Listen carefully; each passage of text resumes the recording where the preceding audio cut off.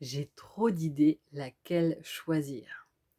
Alors si vous êtes comme moi une personne très créative, qui a à peu près 10 millions d'idées par jour, je sais comme c'est compliqué de devoir jongler avec tout ça.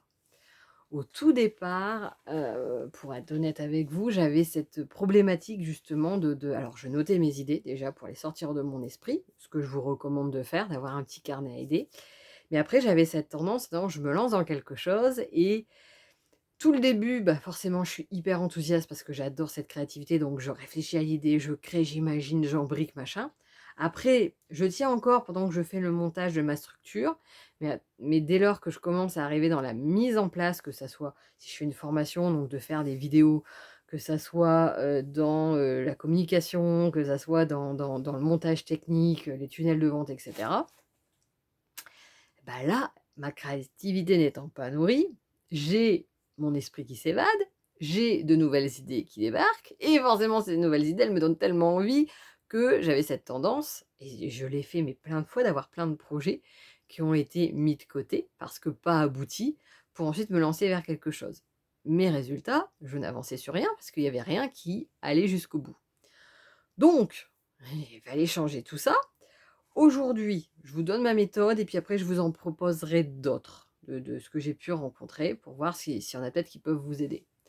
Aujourd'hui, ce que je fais, déjà, j'ai plusieurs niveaux. C'est-à-dire que j'ai des idées qui me viennent, de projets, et je sais que ces projets, ne sont pas possibles de les aboutir pour l'instant parce qu'ils nécessitent ou des fonds que je n'ai pas, ou des compétences que je n'ai pas encore, même si j'ai l'intention de me former, ou d'avoir davantage d'expérience. Là, je sais qu'en l'occurrence, j'ai un projet vis-à-vis d'une formation et je voudrais avoir vraiment davantage d'expérience pour pouvoir utiliser uniquement des cas concrets que j'ai rencontrés pour faire des mises en situation finalement. Donc pour ce faire, ça nécessite que ça soit pour plus tard. Donc j'ai cette liste de plus tard. Après j'ai dans cette liste OK, là c'est des choses que je peux mettre en place dès maintenant. Je regarde et je vois ce qui m'enthousiasme le plus aujourd'hui. Donc il y a des choses où j'ai ouais, ça peut être intéressant d'y aller, mais je le sens pas en ce moment ou ils me parlent pas. Donc ces idées-là, pareil, je les garde, mais je les mets de côté. Et dans les autres idées qui m'enthousiasment, j'en ai souvent plusieurs, puis comme là, vous pouvez voir, en fait, je suis sur votre chaîne, là, cette chaîne-là, et je propose mes services de design aux idées, mais comme je l'ai déjà dit, je suis également thérapeute, et donc je propose sur sur ma chaîne YouTube Nathalie Deves thérapeute, des accompagnements pour la gestion des traumatismes et aussi pour, plus spécifiquement, sur les violences psychologiques, l'emprise, la manipulation. Donc j'ai j'ai toutes ces casquettes-là que je partage mon temps, mais je peux pas être avec l'un et en même temps avec l'autre. Donc là, quand j'ai eu prenons un exemple concret, je suis partie en disant: «OK, là je fais un petit accompagnement pour aider les victimes de pervers narcissiques à quitter leur conjoint PN dans les meilleures conditions». Je me suis concentrée là-dessus parce que c'est ce qui me parlait pour le moment et que je venais de faire face à une situation là, donc j'avais aidé la personne en direct. Je lui dis: «Bah, OK, là, j'ai tous ces apports-là qui sont encore là à vivre, je me dépêche, de le créer pour faire une formation en ligne pour que ça soit accessible au plus grand nombre tout de suite».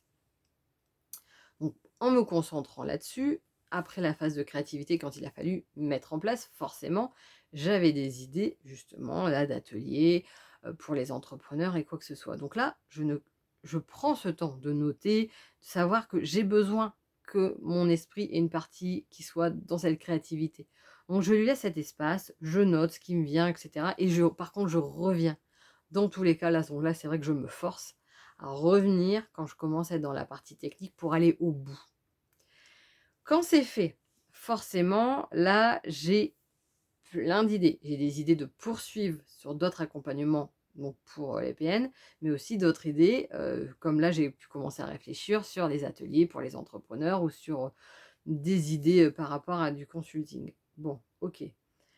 Mais j'ai aussi de la fatigue parce que j'ai tellement mis mon énergie pour sortir cette formation que, là, j'ai besoin d'un temps et j'ai besoin de mettre certaines choses au point pour communiquer sur cette formation. Donc je vais jouer sur les tableaux. Je lance vraiment la communication là-dessus. Une fois que c'est lancé et que j'ai plus qu'à, poursuivre, si je puis dire, donc que j'ai mis en place, mes modèles de com et que j'ai plus qu'à changer à l'intérieur, par exemple, Bon, bah, là, je sentais que je n'étais pas encore prête à me relancer pleinement dans une nouvelle idée, parce qu'il y avait cette énergie de l'été, de vouloir aussi un peu papillonner et cetera. Bon, bah, j'en ai profité pour m'écouter, pour faire le point et là, en l'occurrence, pour aller plus loin en disant: «Mais je voudrais vraiment développer ce côté entrepreneur que j'ai depuis des années». OK, donc on met en place, bah, cette chaîne YouTube, je mets en place de nouveaux réseaux sociaux spécifiques à, Nathalie Deves, designeuse d'idées.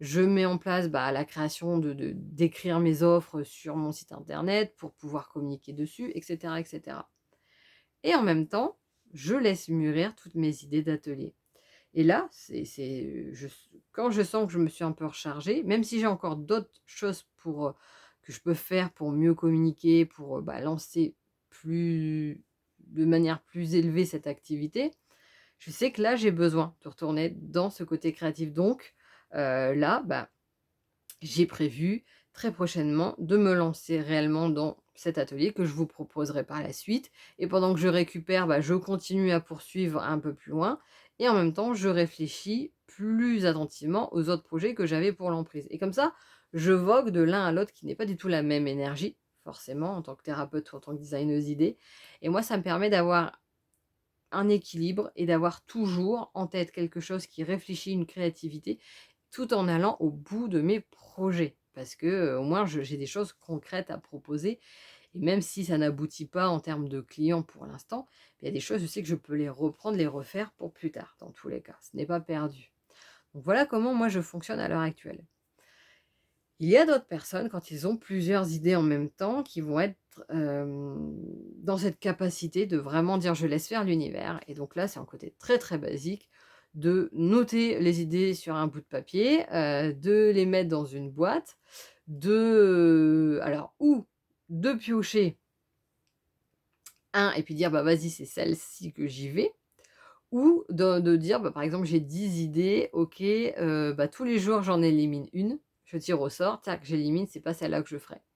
OK et cetera et ça te donne l'ordre peut-être dans laquelle tu dois le faire, mais en sens inverse et la dernière idée qui reste, tu dis: «Ah bah, c'est vraiment celle-là que l'univers veut que je fasse» et heu et c'est comme ça que les personnes se lancent. Il y a aussi une autre possibilité, si vous êtes plutôt mental, c'est-à-dire que vous aimez bien pouvoir analyser les choses et avoir cette compréhension pour vous lancer, c'est, donc un exercice que je vous propose de, de déjà noter, une id prendre plusieurs feuilles et de noter votre idée en haut de la feuille. Ensuite, pour chacune des idées, de vraiment décortiquer toutes les tâches. C'est-à-dire que, bah, là, si je repars sur ma formation ou bah, on va parler par rapport à vous, pour mon atelier, bon, bah, c'est effectivement d'abord y réfléchir en amont pour maîtriser. Ensuite, bah, c'est, de le faire cet atelier, donc ou ça nécessite des supports, il faut que je les prépare, ou dans tous les cas, il faut que je me bloque pour faire l'enregistrement. Après, derrière cet atelier, je sais que je veux vous proposer dans tous les cas une partie théorique pour que vous compreniez. Donc, bah, ça nécessitera là de faire les supports de diaporamas et de faire l'enregistrement.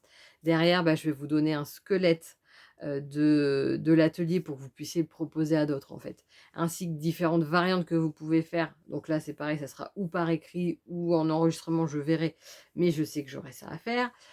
Si ça, donc après, ça va nécessiter que je fasse les visuels pour ça, ça va nécessiter que je mette en ligne tout ça, ça va nécessiter que je fasse mon tunnel de vente, ça va nécessiter que je mette, que je crée avec le lien Stripe, en l'occurrence, pour pouvoir être payé. Tatac, tatac, tatac. Donc vous voyez, je liste tout ce que, je vais avoir besoin en matériel et tout ce que je vais avoir besoin comme compétences et connaissances. Là, déjà, je vérifie que j'ai, comme je le disais, comme pour moi, est-ce que là, j'ai vraiment les moyens financiers pour le faire ou les compétences pour le faire? Si c'est non à une de ces réponses, bon, bah, je sais que ça, c'est pour plus tard. Je me mets en tête de dire: «Ah bah tiens, là, il faut que je me forme à ça». Ça devient dans les choses qui sont importantes pour moi à faire. Ou bah, là, j'ai besoin de mettre tant d'argent de côté, je vois comment je peux commencer dès maintenant jusqu'à avoir le budget qui me permettra de et je mets ça en stand-by. Quand, après avoir décortiqué mes tâches, j'ai vu qu'en fait, c'était bon, je pouvais me lancer, que là, il y avait pas de feu rouge, je vais noter entre 1 pour, qui signifie un petit peu jusqu'à 10 qui signifie énormément, si, pour chaque tâche, j'ai vraiment un plaisir. Donc je note en disant: «Bon bah là voilà, réfléchir à mon idée, moi par exemple, OK, c'est 10 parce que c'est ce que je kiffe». Faire les vidéos d'explication, c'est déjà moins, même si j'aime partager, mais voilà, ça va être du 6-7 selon ce que c'est. Faire, ma page de vente, c'est plus du 3. Faire ci enfin voilà, je décortique par rapport à mon plaisir. Parce que comme j'ai déjà dit dans une autre vidéo, l'importance aussi d'être dans une énergie ou qui recharge, donc c'est avoir un équilibre entre ce qui nous fait plaisir, ce qui nous met en énergie et le reste. Après, je note, donc pour chaque idée, quel impact ça va avoir? Donc je détermine, OK, avant, voilà, les personnes qui viennent me voir, là, en l'occurrence, si on le fait, ça va être des entrepreneurs qui sont lancés, mais qui savent pas forcément, quoi proposer comme atelier ou qui sont pas forcément à l'aise dans ce côté-là. OK et l'impact après, bah, c'est de donner des outils clés en main à des entrepreneurs pour qu'ils du bien-être, pour qu'ils puissent faire des ateliers, qu'ils peuvent proposer ça, à leurs clients et ainsi, bah, se faire connaître, développer, leurs capacités, dans tel domaine ou leurs connaissances dans tel domaine selon ce que je partage et pour eux de développer leur activité sur le long terme en transformant finalement des clients qui auraient pu venir pour un atelier parce que c'est toujours plus facile parfois de les faire venir pour un atelier, qui coûte on va dire, 30-35 €, qui peut être un peu fun, qui peut être tout ça avec le groupe, avec tout ça et par contre de les faire venir en séance individuelle pour elles, ils peuvent avoir cet a priori de dire: «Bah non, ça c'est pas pour moi» ou «J'en ai pas besoin». Et là, par l'atelier, ils vont se rendre compte de certaines choses, certains besoins. Ils veulent se rendre compte que ça peut être fun. Ils veulent se rendre compte de, l'énergie du thérapeute, du coach ou qu'importe, l'énergéticien ou le formateur. Ça va leur parler, ils vont vouloir aller plus loin. Donc voilà ce que l'impact que, par exemple, ça peut avoir. Donc pour chaque idée, votre impact avant-après et finalement à quelle douleur ou quel besoin ça répond. Ça, c'est nécessaire que pour vous, ça soit au clair pour faire quelque chose de fun, mais quelque chose qui de ce fait-là sera aussi, pour vous, mais qui sera aussi, intéressant pour, votre cible. Ensuite, c'est de noter pour chaque cas, la légèreté et la rapidité de mise en action pour chaque idée. C'est-à-dire, quand je parle de légèreté, c'est, si votre projet est très gros, alors j'ai pas de souci avec ça. Moi, au contraire, parfois, je peux proposer des vraiment des projets, énormes. On va dire la construction d'une école bien-être, si on veut dire ça, par exemple. Il y a pas de souci à avoir ça comme objectif. Maintenant, dans cette école bien-être, avant d'avoir plusieurs professeurs qui vont, enfin profs, intervenants qui vont vous aider, avant d'avoir suffisamment, d'élèves avant d'avoir, X formations à votre catalogue, bah, si vous partez en disant: «Moi, mon intention, là, mon idée, mon projet, c'est de faire cette école», ouais, c'est hyper lourd et c'est un coût à ce que sur le long terme, bah, vous décrochiez parce que, ça va sembler trop grand. Qu'en décortiquant en disant: «OK, je garde en tête mon idée de faire une école, mais je vais commencer pas à pas». Le pas, c'est peut-être déjà de faire une première formation, et en parallèle peut-être de trouver p un autre partenaire ou un autre prestataire qui pourra aussi lui apporter, s une intervention sur tel domaine. En fait, c'est d'y aller pas à pas pour que vous, ça soit accessible et que ça semble c'est pour ça que je mets le côté léger, que ça soit accessible pour vous de le faire relativement rapidement et à partir de là, il y a des résultats. Ces résultats, vous les mettez dans votre projet pour pouvoir peut-être passer à une deuxième formation, un deuxième intervenant et cetera et sous 3 5 ans, qu'importe, là, vous aurez votre école. Mais c'est de commencer ce décortiquage pour pas que ça soit trop lourd et qu'il y ait un abandon entre 2. C'est ce que j'appelle les léger et bah, rapidité, ça va avec en fait, entre un projet qui prendra 3 à 5 ans, c'est OK, mais par quoi vous découpez-le pour savoir par quoi vous allez commencer pour un projet qui là peut être fait dans les 6 mois. Et quand, vous avez fait ça, demandez-vous si vous pouvez le tester aussi facilement. C'est-à-dire que là, par exemple, moi faire un atelier, je peux très facilement parce que j'ai des contacts aussi dans le milieu forcément, je suis restée en contact avec des coachs, avec des thérapeutes, avec des énergéticiens.